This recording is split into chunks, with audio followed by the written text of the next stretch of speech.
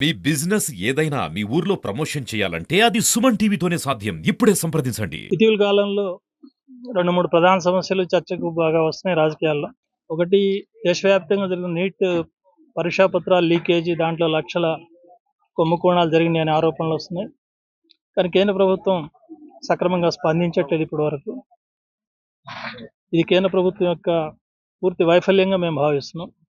ఇప్పటికే విద్యార్థులు ఇంకా ఇతర ప్రజాతంత్ర శక్తులు ఆందోళన వ్యక్తం చేస్తున్నాయి, ఉద్యమాలు చేపడుతున్నాయి. కాబట్టి తక్షణమే కేంద్ర ప్రభుత్వం చర్యలు తీసుకోవాలి. ఆ పరీక్ష పత్రాల లీకేజీకి కారకులని కనిపెట్టాలి. భవిష్యత్తులో అట్లాంటి జరగకుండా తగిన చర్యలు తీసుకోవాలి. ఇప్పుడు బాధ్యులైన వాళ్ళు శిక్షించాలని చెప్పి డిమాండ్ చేస్తున్నాం.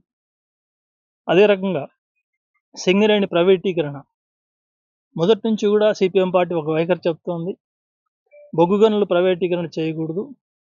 వేలంపాటు పెట్టాల్సి వస్తే కూడా రాష్ట్ర ప్రభుత్వం సింగరేణి సంస్థలో భాగస్వాములుగా ఉంది కాబట్టి, రాష్ట్ర ప్రభుత్వం ఆ గనులు తీసుకోవడం సిద్ధంగా ఉంది కాబట్టి ఆ గనుల్ని సింగరేణి సంస్థకి అప్పజెప్పాలని కూడా మేము మొదటి నుంచి చెప్తూ వచ్చాం.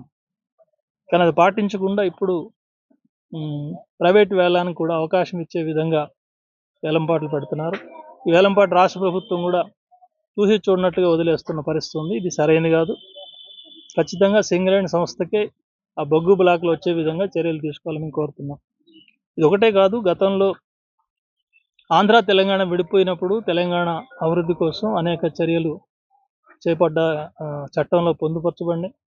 బయ్యారం ఉక్కు ఫ్యాక్టరీ కానీ, లేదా కేంద్ర విద్యా సంస్థలు కానీ, లేక నీటిపారుదల ప్రాజెక్టుని జాతీయంగా తీసుకోవడం కానీ, వీటన్నిటిలో ఏది అమలు జరగలేదు. వీటిని అమలు జరిపించే దానికోసం కొత్త ప్రభుత్వం పూనుకోవాల్సిన అవసరం ఉంది. ఇటీవల ముఖ్యమంత్రి గారితో జరిగిన సమావేశంలో కూడా తెలంగాణ లోగోను మార్చాలి, తెలంగాణ పాటని అధికారికంగా ప్రకటించాలి, ఇట్లాంటి చర్చ పెట్టినప్పుడు ఇవన్నీ చిన్న విషయాలు. కానీ తెలంగాణ అభివృద్ధికి, ప్రజల అభివృద్ధికి ఉపయోగపడే వాగ్దానాలు, చట్టంలో పొందుపరిచిన అంశాలని కేంద్రం నిర్లక్ష్యం చేస్తోంది. ఖచ్చితంగా ఆ సమస్యలపైన పోట్లాడాలని చెప్పి రాష్ట్ర ప్రభుత్వానికి తెలియజేయడం జరిగింది. పక్కన ఆంధ్ర గవర్నమెంట్ కూడా ఇప్పుడు తెలుగుదేశం పార్టీ అధికారంలోకి వచ్చింది. తెలుగుదేశం మీద ఆధారపడి కేంద్ర ప్రభుత్వం నడుస్తోంది ఇప్పుడు మోడీ ప్రభుత్వం. మరి ఇప్పటి వరకు అనేక పార్టీలు డిమాండ్ చేసినట్టుగా ఆంధ్ర రాష్ట్రానికి ప్రత్యేక రాష్ట్ర హోదా, ఆ సంగతి మీద గట్టిగా పట్టుబట్టిన సూచనలు కనపడలేదు తెలుగుదేశం పార్టీ. అదే రకంగా విశాఖ ఉక్కు ఫ్యాక్టరీ ప్రైవేటీకరణ తలపెట్టినప్పుడు ఈ అన్ని పార్టీలు, తెలుగుదేశం పార్టీతో సహా, జనసేనతో సహా వామపక్షాల నాయకత్వంలో ఉద్యమాలు నడిపినాయి.